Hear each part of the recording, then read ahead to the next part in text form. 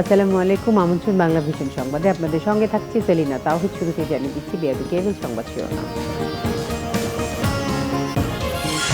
বরগুনায় চাঞ্চল্যকর রিফাত হত্যা মামলায় স্ত্রী মিন্নি সহ 6 আসামি মৃত্যুদণ্ড, 4 জন খালাস রায়ে সন্তোষ। রিফাতের স্বজনদের আপিল করবে আসামিরা। 50,000 সৌদি প্রবাসীর ভিসা ও আকামার মেয়াদ শেষ হচ্ছে আজ। সরকারের কিছুই করার নেই বললেন মন্ত্রীরা। নিয়োগদাতার সাথে যোগাযোগের পরামর্শ।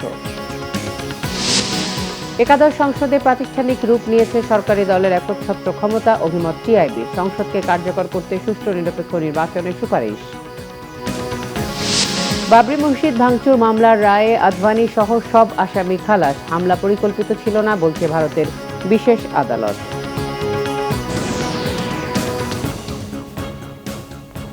দেখছিলেন বিআরবি কেবল সংবাদ শিরোনাম, এবারে বিস্তারিত। বরগুনায় চাঞ্চল্যকর রিফাত শরীফ হত্যা মামলায় স্ত্রী মিন্নি সহ 6 জনকে মৃত্যুদণ্ড ও 4 জনকে খালাস দিয়েছে আদালত। বরগুনা জেলা ও দায়রা জজ মোহাম্মদ আসাদুজ্জামানের আদালত এই রায় ঘোষণা করেন। মামলাটির প্রধান আসামি নয়নবন পুলিশের সাথে বন্দুকযুদ্ধে নিহত হয়েছে আগি। রায় সন্তোষ প্রকাশ করেছেন নিহত রিফাতের শরীফের স্বজনরা। আর রিফাতের স্ত্রী মিন্নির মৃত্যুদণ্ড হওয়ায় উচ্চ আদালতে আপিল করার কথা জানিয়েছেন মিন্নির বাবা মোজাম্মেল হোসেন কিশোর। চাঞ্চল্যকর রিফাত শরীফ হত্যা মামলার রায় ঘোষণাকে কেন্দ্র করে একদিন আগের থেকেই বরগুনা শহর জুড়ে নেওয়া হয় কড়া নিরাপত্তা ব্যবস্থা। বুধবার সকাল 8:45টার দিকে বাবা মোজাম্মেল হোসেন কিশোরের মোটরসাইকেলে চড়ে আদালতে আসে নিহত রিফাত শরীফের স্ত্রী আয়েশা সিদ্দিকা মিন্নি। সকল আসামির উপস্থিতিতে বেলা 11:30টার দিকে মামলার রায় পড়া শুরু করেন বিচারক। রায়ে রিফাত শরীফের স্ত্রী আয়েশা সিদ্দিকা মিন্নি, রিফাত ফরাজি, রাব্বি, মোহাইমিনুল ইসলাম ওরফে সিফাত, রেজওয়ান আলী খান ওরফে টিকটক হৃদয় ও হাসান সহ 6 আসামির মৃত্যুদণ্ড দেয়া হয়। এছাড়া রাফিউল ইসলাম রাব্বি, মোহাম্মদ সাগর, কামরুল ইসলাম সাইমন এবং মুসাকে মামলা থেকে অব্যাহতি দেওয়া হয়। রায়ে সন্তোষ প্রকাশ করেছেন রিফাত শরীফের বাবা দুলাল শরীফ সহ তার স্বজনরা।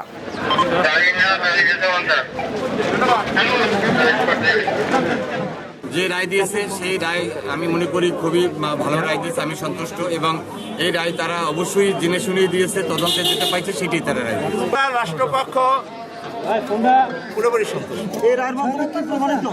এই রায়ের মাধ্যমে প্রমাণিত হয় কেউ অন্যায় করে সমাজে বিশৃঙ্খলার সৃষ্টি করে মাস্তানি করে কেউ পার পায় না। অন্যদিকে মিন্নির বাবা মোজাম্মেল হোসেন কিশোর এবং তার আইনজীবী জানিয়েছেন ন্যায় বিচার থেকে বঞ্চিত হয়েছেন তারা। এটা একটা অনাকাঙ্ক্ষিত রায়। এই রায়ের প্রতি আমার আইনের প্রতি শ্রদ্ধা আছে, কিন্তু আমাদের প্রতি অবিচার করা হয়েছে। আমরা রায়কে সংক্ষুব্ধ হইয়া অবশ্যই আমরা এই রায়ে সংক্ষুব্ধ এবং আমরা বলবো খুব দ্রুত অভিভাবকদের পরামর্শ খুব দ্রুত সহিমত নিয়ে তারা উচ্চ আদালতে যাতে আপিল করে। এ মামলার চার্জশিটভুক্ত প্রাপ্তবয়স্ক আসামিদের মধ্যে মুসা বন্ড এখনও পলাতক রয়েছে। বরগুনা সরকারি কলেজের সামনে 2019 সালের 26 জুন কিশোর গ্যাং বন্ড বাহিনী রিফাতকে কলেজের সামনে প্রকাশ্যে কোপায়। সেদিন বিকেলেই বরিশাল শেরে বাংলা মেডিকেল কলেজ হাসপাতালে মৃত্যু হয় রিফাত শরীফের। 27 জুন রিফাতের বাবা আব্দুল হালিম দুলাল শরীফ 14 জনের নাম উল্লেখ করে অজ্ঞাত আরও 13 জনের বিরুদ্ধে হত্যা মামলা করেন। তাদের মধ্যে 10 জন প্রাপ্তবয়স্ক আসামি এবং 14 জন অপ্রাপ্তবয়স্ক। মুহিবুল্লাহ মুহিব, বাংলা ভিশন, ঢাকা। প্রায় 50,000 সৌদি প্রবাসীর ভিসা ও আকামার মেয়াদ শেষ হচ্ছে আজ। নিয়োগদাতার সাথে যোগাযোগ না থাকায় এদের অনেকেই মেয়াদ বাড়াতে পারছেন না। তাই গত 4 দিনে একজনও দূতাবাসে আবেদন করেননি সার্ভিস সেন্টারের মাধ্যমে। এদিকে যাদের ভিসা ও আকামার মেয়াদ অল্প দিন আছে তাদের আগে টিকিট দেওয়ার দাবি প্রবাসীদের। প্রবাসী কল্যাণ ও বৈদেশিক কর্মসংস্থান মন্ত্রী ইমরান আহমেদ জানিয়েছেন, আটকে পড়া প্রবাসীদের সমস্যা সমাধানে ডাটা ব্যাংক তৈরি করছে মন্ত্রণালয়। টিকিটের জন্য সৌদি প্রবাসীদের অপেক্ষার শেষই হচ্ছে না। ফ্লাইট কম থাকায় চাহিদা অনুযায়ী টিকিট দিতেও পারছে না বাংলাদেশ বিমান ও সৌদি এয়ারলাইন্স। 2 এয়ারলাইন্সের তথ্য মতে সৌদিয়া 70,000 আর বিমানের 30,000 রিটার্ন টিকিটধারী রয়েছেন। 30 সেপ্টেম্বর ভিসা ও আকামার মেয়াদ শেষ হচ্ছে এদের প্রায় অর্ধেক প্রবাসীর। আমরা 60 জন আছি ছুটিতে, আজকে লাস্ট ডেট। তো এর মধ্যে মাত্র 3 জন গেছে, আর 57 জনে আমরা যাইতে পারি নাই। যে মার্চ থেকে লোক নিতেছে, তো মার্চ থেকে লোক নিতেছে, আমি তো পিছনের দিক থেকে যদি চিন্তা করি তাহলে আমি 1 মাসের ভিতর পড়তেছি না। লিগেল আইসি বিনা শর্তে আমরা যেন লিগেল ভাবে ওখানে আবার চলে যেতে পারি। এখন আমাদের দোষ একটাই, যদি আমরা বাংলাদেশ ভালোবাসা বাংলাদেশ বিমানের টিকিট কাটে আসছি, যদি সৌদি এয়ারলাইন্সের টিকিট কাটে আসলাম তাহলে তারা ঠিকই যাইতে পারতাম, তারা যাইতেছে। সৌদি এয়ারলাইন্সের অফিসের সামনেও একই চিত্র। যাদের নিয়োগদাতা বা কফিলের সাথে ভালো সম্পর্ক রয়েছে তারা মেয়াদ বাড়াতে পারলেও অন্যরা বিপাকে। আমার মালিকের সাথে যোগাযোগ করলাম, যোগাযোগ করার পর আমি বললাম যে তুই এক কাজ কর, আমাকে 1-2 মাস ছুটি বাড়াই দে। 11টার সময় আমার ফোন করে বললো যে আমি তোর ছুটি 2 মাস বাড়াই দিচ্ছি। কপিলকে ফোন দিচ্ছি, কপিল বলতে 10,000 রিয়াল পাঠাও, তারপরে আমি আমার মেয়াদ বাড়াই দেবো। 4 তারিখ বলতেছে টুকিং দিব, 4 তারিখ যে টুকিং দেবো এটা আমরা কি নিশ্চয়তা। এদিকে ঢাকায় দূতাবাসের মাধ্যমে ভিসার মেয়াদ বাড়ানোর জন্য 31টি প্রতিষ্ঠান দায়িত্বপ্রাপ্ত, কিন্তু 27 সেপ্টেম্বরের পর এখন পর্যন্ত একজনও প্রয়োজনীয় কাগজপত্র নিয়ে আবেদন করেননি তাদের কাছে। না, এরকম ফুলফিল ডকুমেন্টস নিয়ে এখনও কেউ আসতে পারেন নাই। যারাই আসছেন আমরা সবার কাছে এমবাসি রিকোয়ারমেন্ট অনুযায়ী ডকুমেন্টের একটা লিস্ট দিয়েছি, তারা এগুলো ফিল আপ করে আসলে আমরা সার্ভিস দিতে পারবো, আমরা সেভাবেই কথা বলেছি। আটকে পড়া এই প্রবাসীদের কার কবে ভিসা ও আকামার মেয়াদ শেষ হচ্ছে বা কী ধরনের সমস্যা রয়েছে সেই তালিকা করতে এরই মধ্যে কাজ শুরু করেছে প্রবাসী কল্যাণ ও বৈদেশিক কর্মসংস্থান মন্ত্রণালয়। সিস্টেমটা কেমনে সেট আপ করবো আর খুব দ্রুত গতিতে, বিকজ এটা একটা ডাটাবেস করতে হবে। তো অ্যাজ সুন অ্যাজ আমরা যদি এইদিকে রেডি হয়ে যাই, আমরা কিন্তু একটা অ্যাডভার্টাইজমেন্ট দিয়ে দেবো।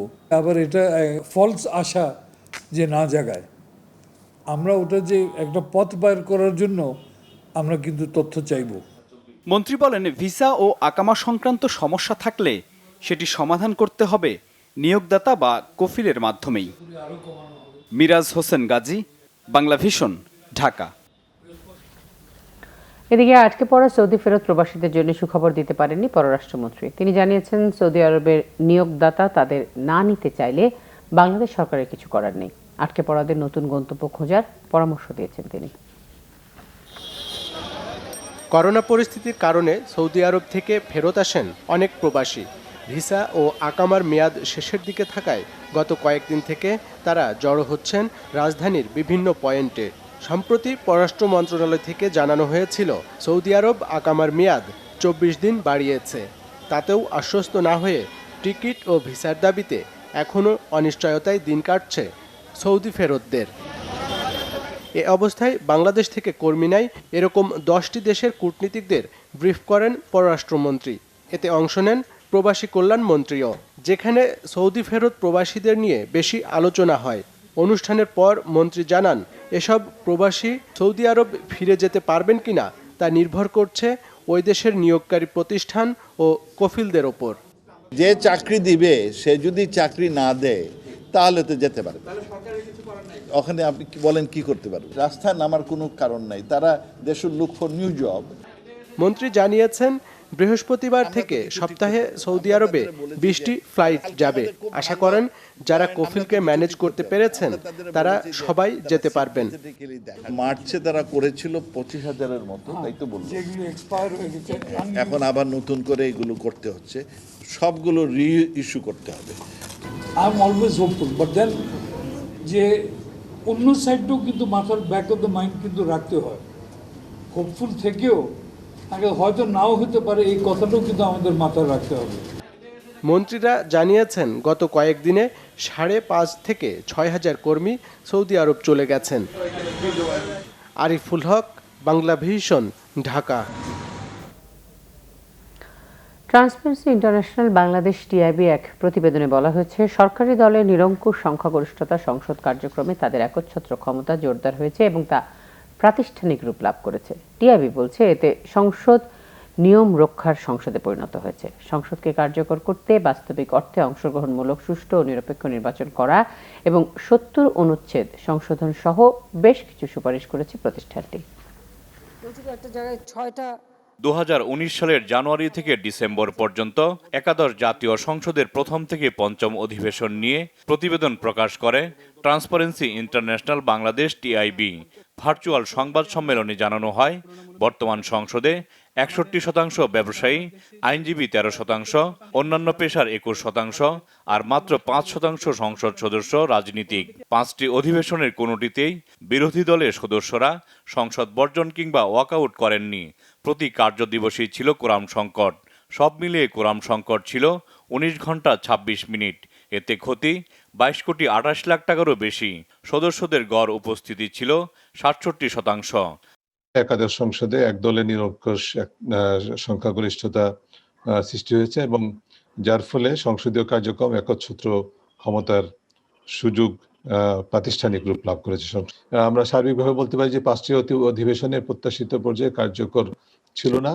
অনেকটাই আনুষ্ঠানিকতা সংসদ হিসেবে আমরা এই মেয়াদে আমরা দেখতে পেয়েছি।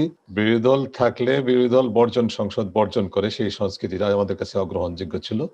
বর্জন এখন বন্ধ হয়েছে, কারণ সত্যিকার অর্থে কার্যকর বিরোধী দল বলতে যা বুঝায় সেটি আমাদের কাছে নেই। প্রতিবেদনে জানানো হয়, সংসদীয় কমিটিগুলো কোনো কার্যকর ভূমিকা পালন করতে পারছে না। সংসদকে কার্যকর করতে বেশ কিছু সুপারিশও তুলে ধরা হয়। জাতীয় সংসদ নির্বাচন বাস্তবিক অর্থেই অংশগ্রহণমূলক, প্রতিযোগিতামূলক, সুষ্ঠু ও নিরপেক্ষ হতে হবে, তা যখনই হোক না কেন। এবং সেটি নিশ্চিত করা না গেলে আমাদের জাতীয় সংসদ সত্যিকার অর্থে তার ভূমিকা পালন করতে পারবে না। কার্যকর বিরোধী দল বা তার কার্যকর অংশগ্রহণ নিশ্চিতে প্রযোজ্য যে রাজনৈতিক সংস্কার, সেটি অপরিহার্য।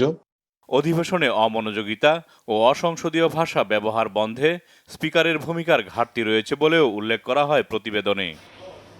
জাহাঙ্গীর আকন্দ, বাংলা ভিশন, ঢাকা। বিনা দোষে কারাভোগ করা পাটকল শ্রমিক জাহালামকে 1 মাসের মধ্যে 15 লাখ টাকা ক্ষতিপূরণ দিতে ব্র্যাক ব্যাংকের 2 কর্মকর্তাকে নির্দেশ দিয়েছে হাইকোর্ট। রায় ঘোষণার সময় আদালতে পর্যবেক্ষণে বলেছেন, গাফলতি থাকলেও সোনালী ব্যাংক ও দুর্নীতি দমন কমিশনকে দায়মুক্তি দেওয়া হয়েছে। দ্রুত এই রায় কার্যকরের দাবি জানিয়েছেন জাহালাম। সোনালী ব্যাংকের প্রায় 18.5 কোটি টাকার জালিয়াতির 26টি মামলার জন্য আবু সালেকের বদলে জেল খাটতে হয় ভুল আসামি পাটকল শ্রমিক জাহালমকে। তার বিনা দোষে কারাভোগের খবর প্রকাশ পায় একটি দৈনিকে। গত বছরের 28 জানুয়ারি প্রতিবেদনটি হাইকোর্টের নজরে আনেন সুপ্রিম কোর্টের আইনজীবী অমিত দাশগুপ্ত। উচ্চ আদালতের নির্দেশে ওই দিনই মুক্তি পান জাহালম। পরে জাহালমের ক্ষতিপূরণ প্রশ্নে জারি করা রুলের ওপর শুনানি হয়। দীর্ঘ শুনানি শেষে বুধবার আলোচিত এই মামলার রায় ঘোষণা করেন উচ্চ আদালত। ব্র্যাক ব্যাংকে 15 লাখ টাকা কম্পেনসেশনের জন্য মামলা হাইকোর্ট নির্দেশ দিয়েছেন, আগামী 1 মাসের মধ্যে দেওয়ার জন্য বলেছেন। অ্যান্টি কারাপশন কমিশন দুদককে ওয়ার্নিং দিয়েছেন যে এটা হবে শেষ কেস, যাতে দ্বিতীয়বার জাহালমের মতো কোনো নির্দোষ ব্যক্তি বিনা অপরাধে এরকমভাবে জেল কাটতে না হয়। আমার লাইব্রেরি 3টা বছর হারিয়ে গেছে, এটা তো আমি ফেরত পাবো না। মাননীয় হাইকোর্ট যা রায় দিয়েছে তাতে আমি সন্তুষ্ট। আদালতের পর্যবেক্ষণে বলা হয়েছে, এটাই যেন শেষ ঘটনা হয়। প্রথম তারা ইনভেস্টিগেশনের দায়িত্ব পেল, উচিত ছিল অভিজ্ঞদের দেওয়ার জন্য।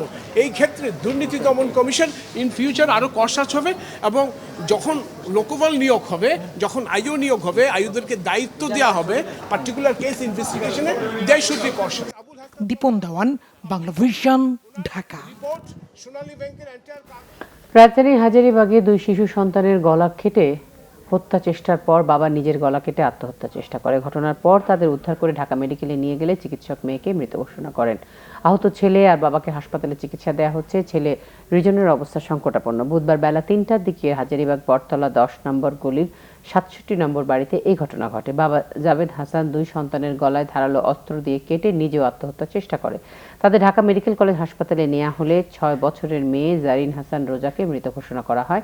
মেয়ের মৃত্যুর কথা শুনে মা রিমা আক্তার কান্নায় ভেঙে পড়েন। বলেন, ঘটনার সময় তিনি বাসার নিচে ছিলেন। কী কারণে বা কেন স্বামী এ কাজ করেছেন তা তিনি জানেন না। বাড়ির নিচতলায় মোবাইল ও কসমেটিক্সের দোকান চালাতো জাবেদ হাসান। পুলিশ জানিয়েছেন, অর্থনৈতিক বা অন্য কোনো সংকটের ফলে পারিবারিক কলহের জেরে বাবা জাবেদ হাসান এই কাণ্ড করতে পারে।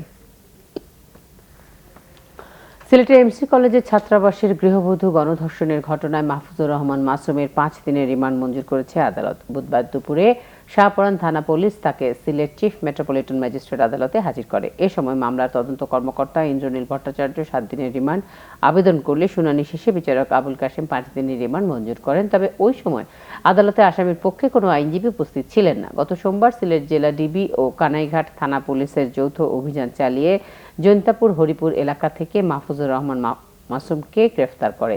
গত 26 সেপ্টেম্বর সন্ধ্যায় স্বামীর সাথে সিলেট এমসি কলেজ এলাকায় ঘুরতে গিয়ে গণধর্ষণের শিকার হন গৃহবধূ।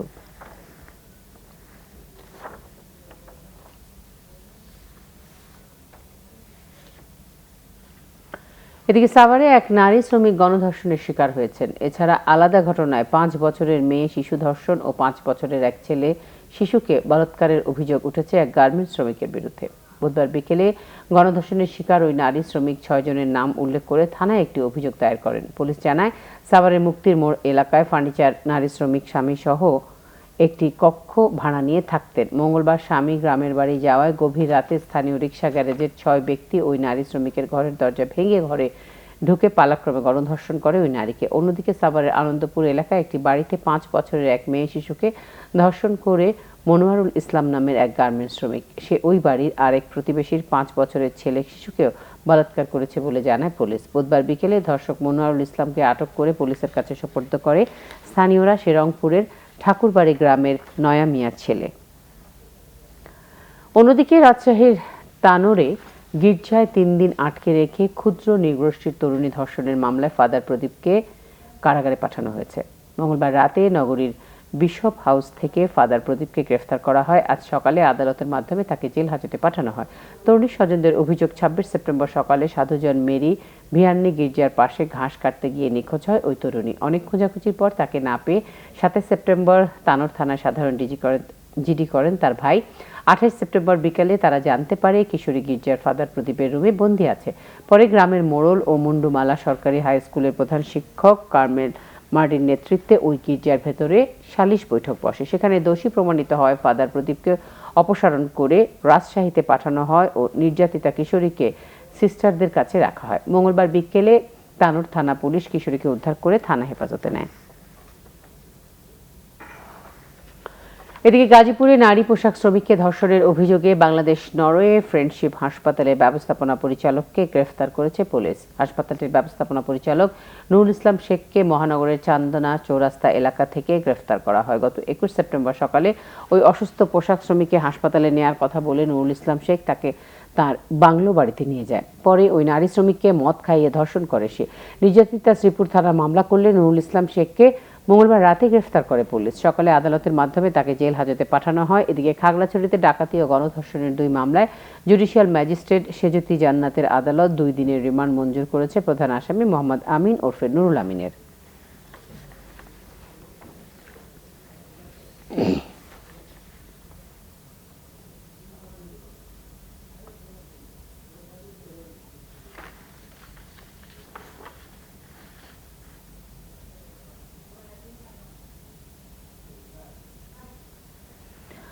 আওয়ামী লীগ সাধারণ সম্পাদক ওবায়দুল কাদের বলেছেন, সংগ্রামের লক্ষ্য নির্ধারণী বিএনপির চরম ব্যর্থ।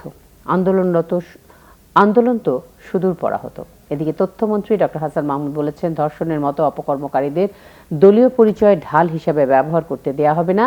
রাজধানীতে আলাদা অনুষ্ঠানে তারা এসব কথা বলেন। সরকারি বাসভবনে ব্রিফিংয়ে আওয়ামী লীগ সাধারণ সম্পাদক ওবায়দুল কাদের জানান, উপনির্বাচনে ঢাকা 18 আসনে মোহাম্মদ হাবিব হাসান ও সিরাজগঞ্জ 1 আসনে তানভীর শাকিল জয়কে চূড়ান্ত মনোনয়ন দেওয়া হয়েছে। প্রার্থীদের বিজয়ী করতে ভেদাভেদ ভুলে ঐক্যবদ্ধ হয়ে কাজ করার আহ্বান জানান তিনি। বলেন, আন্দোলনের কোনো ইস্যু নেই, বস্তুগত পরিস্থিতিও তৈরি হয়নি। মত প্রকাশে বাধা থাকলে বিএনপি প্রতিদিন সরকারের বিরুদ্ধে বিষোদ্গার কি করে করছে প্রশ্ন তার।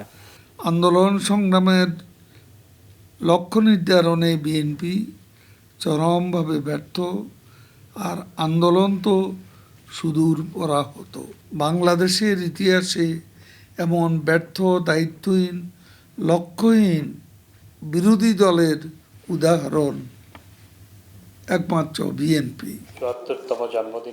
এদিকে প্রধানমন্ত্রীর জন্মদিন উপলক্ষে আলোচনা সভায় তথ্যমন্ত্রী ডক্টর হাসান মাহমুদ অভিযোগ করেন, রাজনীতিকে নষ্টই করেছে বিএনপি।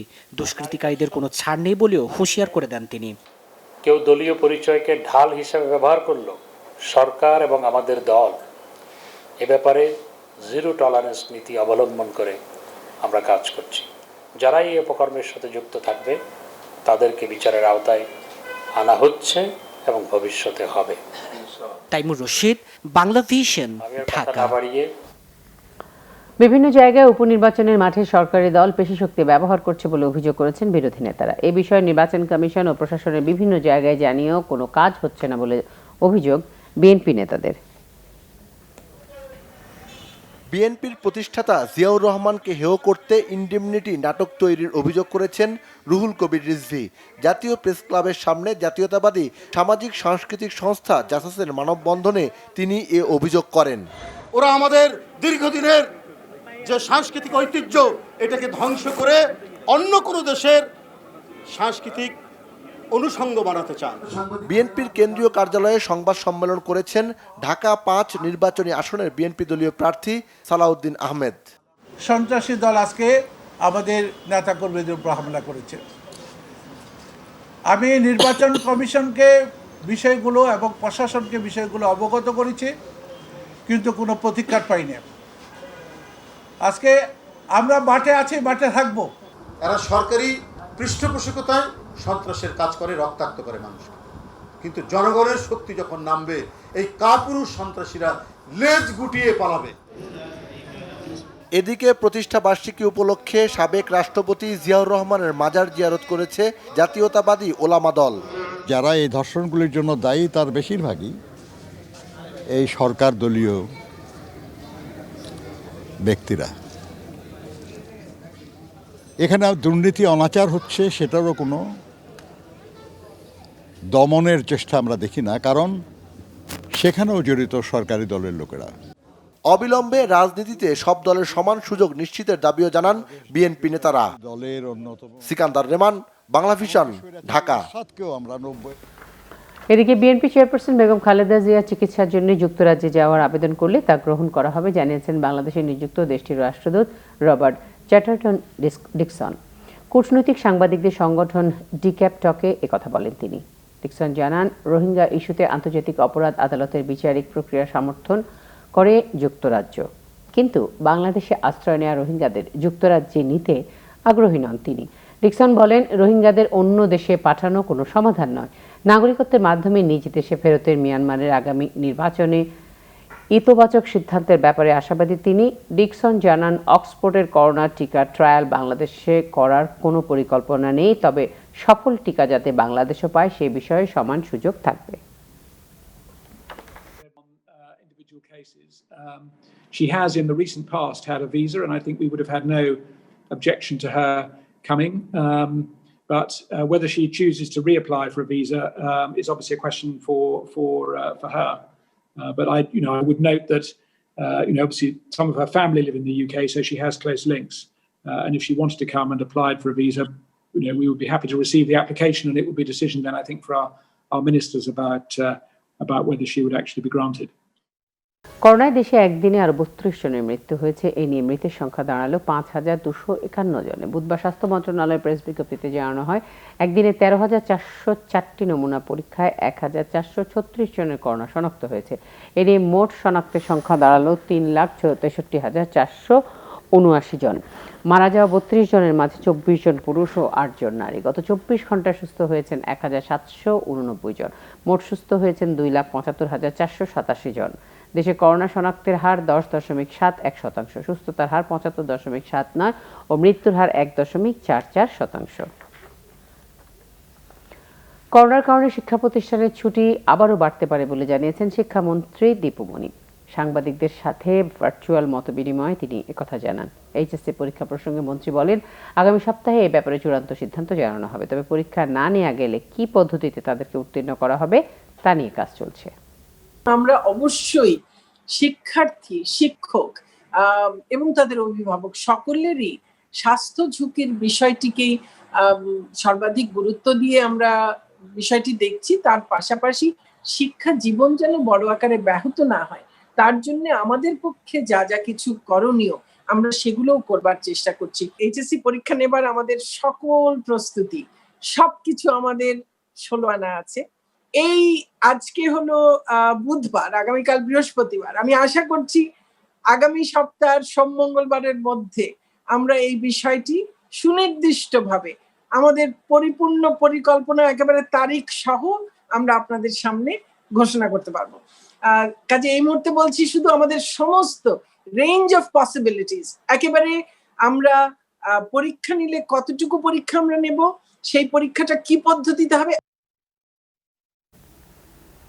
বাংলাদেশ ও যুক্তরাষ্ট্রের মধ্যে এই প্রথম উচ্চ পর্যায়ের অর্থনৈতিক অংশীদারিত্বের পরামর্শ সভা আজ ভার্চুয়ালি অনুষ্ঠিত হয়েছে। দুদেশের মধ্যকার বর্তমান অর্থনৈতিক অংশীদারিত্ব আরও এগিয়ে নেওয়ার পরিকল্পনা প্রণয়নের লক্ষ্য প্রধানমন্ত্রীর বেসরকারি শিল্প ও বিনিয়োগ বিষয়ক উপদেষ্টা সালমান এফ রহমান এমপি এবং যুক্তরাষ্ট্রের অর্থনীতি প্রবৃদ্ধি, জ্বালানি ও পরিবেশ বিষয়ক under secretary of state Keith Krach সভায় সভাপতিত্ব করেন। পররাষ্ট্র প্রতিমন্ত্রী মোহাম্মদ শাহরিয়ার আলম, যুক্তরাষ্ট্রে বাংলাদেশের রাষ্ট্রদূত ও প্রধানমন্ত্রীর মুখ্য সচিব সহ ঊর্ধ্বতন কর্মকর্তারা সভায় অংশ নেন।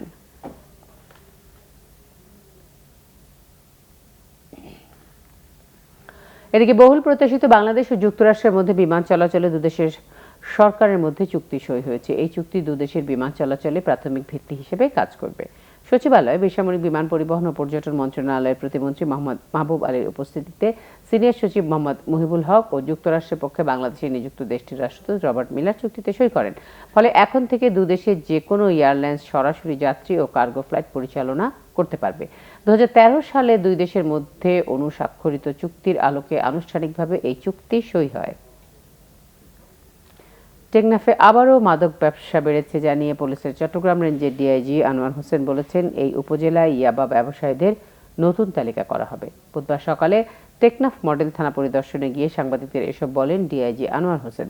তিনি বলেন, কোনো মাদক কারবারিকে ছাড় দেওয়া হবে না, মাদক ব্যবসায়ীদের বিরুদ্ধে আইনগত ব্যবস্থা নেওয়া হবে, কার কি প্রোফাইল সবকিছু যাচাই করে কঠোর ব্যবস্থা নেওয়া হবে বলে জানান তিনি।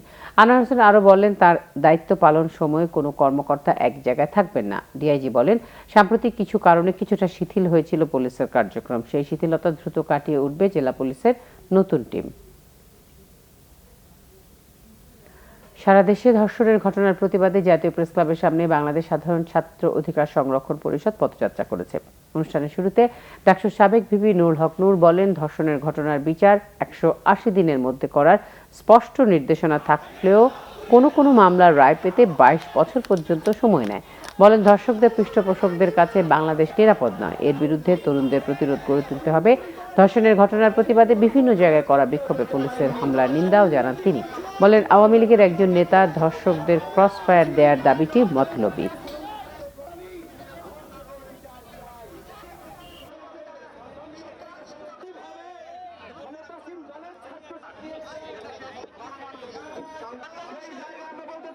এখানে স্পষ্টভাবে আইনে বলা আছে 180 দিনের মধ্যে ধর্ষণের বিচার করতে হবে।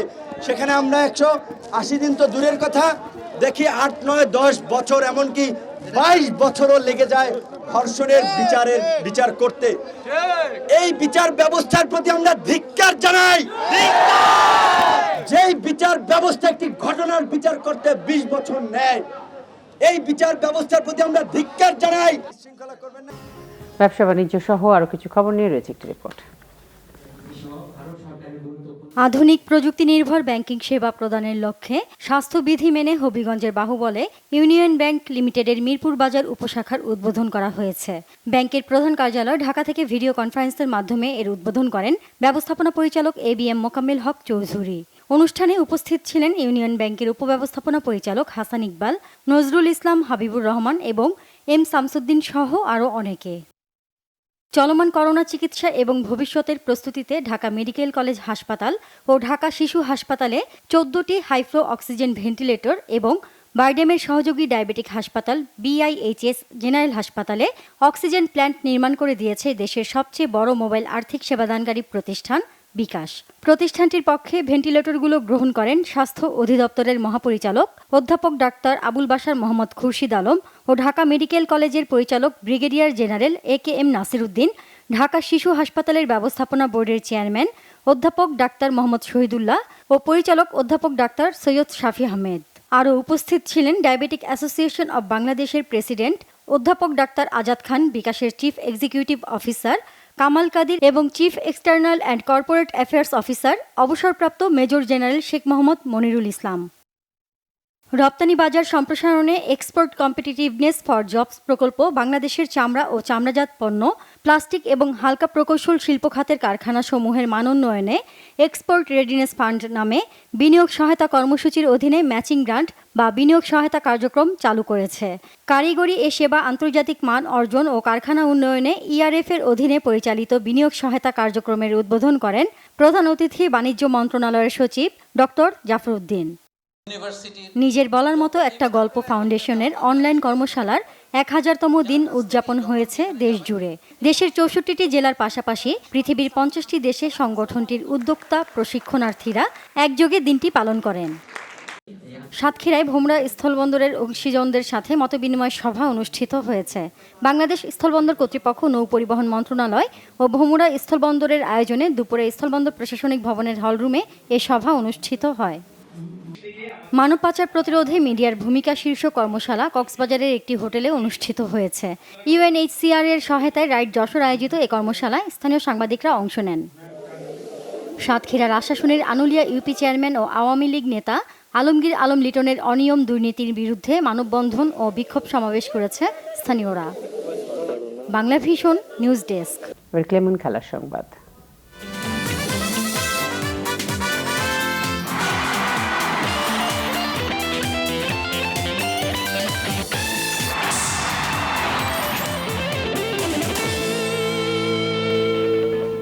ফুটবল। সমন্বয় পরিষদের সহসভাপতি প্রার্থী মহিউদ্দিন আহমেদ মহির অভিযোগ, বাফুফে নির্বাচনে কাজী সালাউদ্দিনের সম্মিলিত পরিষদ মোটা অঙ্কের অর্থের প্রলোভন ও হুমকি দিয়ে কাউন্সিলরদের প্রভাবিত করছে। এসব অভিযোগের কোনো ভিত্তি নেই বলে দাবি সম্মিলিত পরিষদের সভাপতি প্রার্থী কাজী সালাউদ্দিনের। কাল ইশতেহার ঘোষণা করবে সিনিয়র সহসভাপতি প্রার্থী মোহাম্মদ আসলাম ও মহিউদ্দিন মহির সমন্বয় পরিষদ। বাংলাদেশ ফুটবল ফেডারেশন নির্বাচনে সমন্বয় পরিষদের প্রার্থীরা জেলা ও বিভাগীয় পর্যায়ে ভোটারদের কাছে গিয়েছেন। তৃণমূল থেকে ফুটবলের উন্নয়ন, সংগঠকদের দাবি দেওয়ার বিভিন্ন বিষয়ে দিয়েছেন অঙ্গীকার। তবে সমন্বয় পরিষদের অভিযোগ, কাজী সালাউদ্দিনের প্যানেল থেকে অর্থ ও ক্ষমতা দিয়ে কাউন্সিলরদের প্রভাবিত করা হচ্ছে। প্রভাবমুক্ত নির্বাচন হলে জয়ের প্রত্যাশা করছেন শেখ মোহাম্মদ আসলাম, মহিউদ্দিন মহিরা। প্রতিটি জায়গায় আমরা দেখেছি কাউন্সিলরদের স্বতঃস্ফূর্ততা আমাদের চেয়ে অনেক বেশি ভোকাল কাউন্সিলররা এই ডিস্ট্রিক্ট লেভেলের যারা আছেন। সেই জায়গাটাতে আমি অত্যন্ত আশাবাদী যে এবার একটা পরিবর্তন ইনশাল্লাহ হবে। বিভিন্নভাবে অর্থ এবং টাকা পয়সা দিয়ে ভোটারদেরকে প্রভাবিত করার জন্য চেষ্টা করা হচ্ছে, ভোটারদেরকে হুমকি দামকিও দেওয়া হচ্ছে। ডুপ্লিকেট ব্যালট পেপারের মাধ্যমে কোনো ধরনের নির্বাচনকে প্রভাবিত করার কোনো প্রক্রিয়া তৈরি হতে পারে, সেই শঙ্কাটা আমাদের আছে। সেটার ব্যাপারে আমাদের শঙ্কার কথাটা আমরা নির্বাচন কমিশনকে বলব। টানা 3 মেয়াদে ফুটবলের কতটুকু উন্নতি করেছে কাজী সালাউদ্দিনের পরিষদ, তা নিয়ে আছে নানা প্রশ্ন। তবে এসব প্রশ্নে বিচলিত না হয়ে কাউন্সিলরদের সাথে যোগাযোগ করছেন বাহুবে সভাপতি। আমলে নেননি প্রতিপক্ষ প্যানেলের কোনো অভিযোগ। তার মতামত সে দিয়েছে। যদি আমরা আমাদের পাওয়ার ব্যবহার করতাম, তো অনেকে রিজাইন করছে, টেলিভিশনে এসে ইন্টারভিউ দিয়েছে। তা আমাকে জিজ্ঞেস করছে, আমি বললাম যে আপনারা জাস্ট ল ফলো করবেন, you will follow the constitution. আমি এক লাইন কনস্টিটিউশনের বাইরে যাব না। এতে আমি প্রেসিডেন্ট হই না হই, ডাজ নট ম্যাটার। কাউন্সিলর আসতে আসে বলে আমি ইলেকশন করছি। সারা বছর তারা আসতেছে, তাদের জন্য ফান্ড অ্যারেঞ্জ করতেছি। লাস্ট ইয়ার যেরকম ডিস্ট্রিক্টকে 6.5 লাখ টাকা অ্যারেঞ্জ করে দিয়েছি ফেডারেশন থেকে। তারপরে খেলা যতখানি পারি অ্যারেঞ্জ করি। তো আমি আমার সাথে তাদের যোগাযোগ তো কম বেশি আছে। 3 অক্টোবর বাফুফে নির্বাচনে ভোট দেবেন 139 জন কাউন্সিলর। সুষ্ঠু নির্বাচনের আশা করছে দুই প্যানেলই। মানিক মাহমুদ, বাংলা ভিশন, ঢাকা। 3 দিনের বিরতির পর বৃহস্পতিবার দুপুর থেকে আবারও শুরু হচ্ছে জাতীয় ক্রিকেটারদের অনুশীলন। শ্রীলঙ্কা সফর স্থগিত হলেও জাতীয় দলের ক্রিকেটারদের অনুশীলন প্রক্রিয়া অব্যাহত রেখেছে বিসিবি। ক্রিকেটারদের ফিটনেস লেভেল বৃদ্ধি এই অনুশীলনের মূল লক্ষ্য। এই পর্বে 3টি প্র্যাকটিস ম্যাচও খেলবে ক্রিকেটাররা। বিসিবির ডাক্তার দেবাশিস চৌধুরী জানিয়েছেন, করোনা সংক্রমণ থেকে সুরক্ষা দিতে জৈব নিরাপত্তা বলয়ে হবে ক্রিকেটারদের অনুশীলন। তার আগে বুধবার জাতীয় দল ও অনূর্ধ্ব 19 দলের ক্রিকেটারদের আবারও করোনা টেস্ট করা হয়েছে। বাংলাদেশ জাতীয় দল প্যান প্যাসিফিক সোনারগাঁ হোটেল থেকে এবং অনূর্ধ্ব 19 দল বিকেএসপিতে থেকে তাদের অনুশীলন কার্যক্রম শুরু করবেন। জৈব সুরক্ষা বলয়ের নিরাপত্তায় এই সেফটির যে মিরর বাবলগুলো আছে, অর্থাৎ খেলোয়াড়ের যে স্থাপনাগুলিকে ব্যবহার করবে, যেমন ট্রেনিং ভেন্যু, আবাসন, জিম, তারা যে ট্রান্সপোর্ট ব্যবহার করবেন, এই সব বাবলগুলোকে আমরা এক করে কানেক্ট করে একটা সার্বিক জৈব সুরক্ষা বলয় তৈরি করার এবং এটাকে মেনটেন করার চেষ্টা করে যাচ্ছি। সংবাদ শেষ করছি। বিআরবি কেবল শিরোনামগুলো আরও একবার জানিয়ে। বরগুনায় চাঞ্চল্যকর রিফাত হত্যা মামলায় স্ত্রী মিন্নি সহ 6 আসামি মৃত্যুদণ্ড, 4 জন খালাস। রায় সন্তোষ। রিফাতের স্বজনদের আপিল করবে আসামিরা। 50,000 সৌদি প্রবাসীর ভিসা ও আকামার মেয়াদ শেষ হচ্ছে আজ। সরকারের কিছুই করার নেই বললেন মন্ত্রীরা। নিয়োগদাতার সাথে যোগাযোগের পরামর্শ।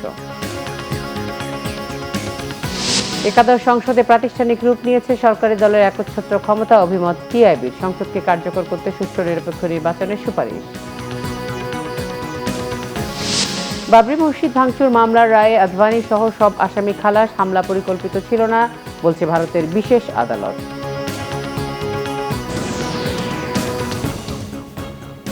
এই ছিল এখনকার মতো। পরের সংবাদ রয়েছে রাত 1টায়। দেখার আমন্ত্রণ রইল। এছাড়া বাংলাদেশের সংবাদ ও সংবাদ সংশ্লিষ্ট অনুষ্ঠান দেখতে লগ ইন করুন facebook.com/bangladesher news এবং সাবস্ক্রাইব করুন youtube.com/bangladesher news। সঙ্গে থাকার ধন্যবাদ।